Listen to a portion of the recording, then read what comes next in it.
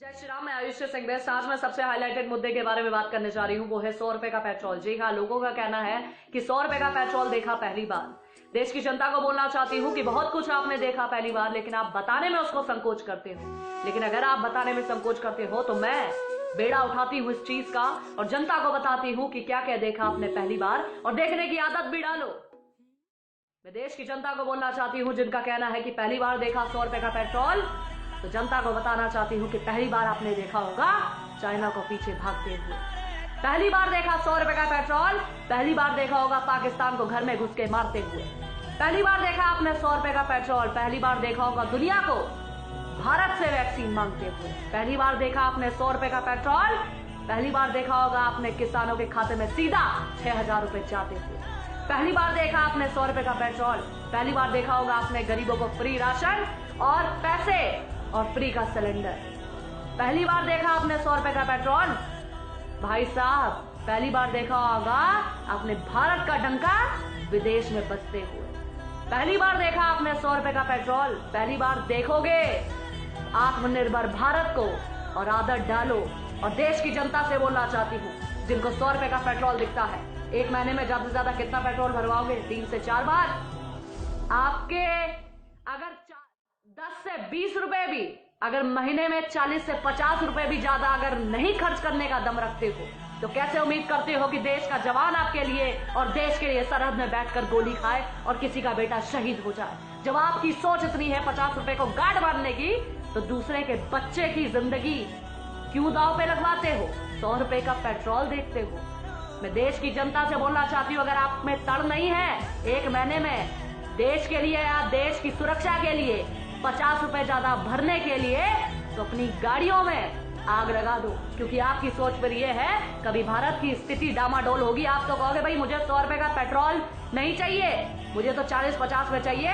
अगर इतना बनता है तो ठीक है, वरना देश को बेच दो, लेकिन मेरा पेट्रोल कम में होना चाहिए। आपकी सोच ऐसी है तो भाई साहब अपनी सोच अपने पास रखो। 100 रुपए का पेट्रोल मंजूर है, लेकिन देश को बिकता देखना मंजूर नहीं है, और देश का स्वाभिमान उठता देखना मंजूर है और देखेंगे। और 100 रुपए का पेट्रोल पहली बार नहीं, इससे पहले भी देखा।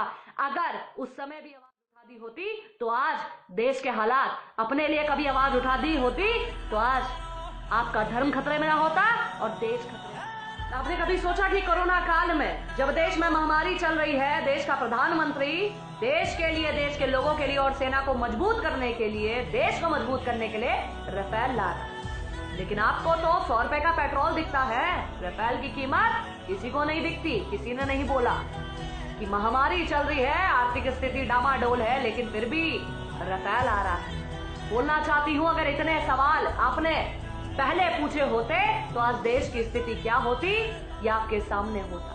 लेकिन आपको तो 100 रुपए का पेट्रोल दिखता है। वो हैदराबाद को वैसे कहता है कि बाबरी कभी मरी नहीं, हम तो बाबरी लेके रहेंगे।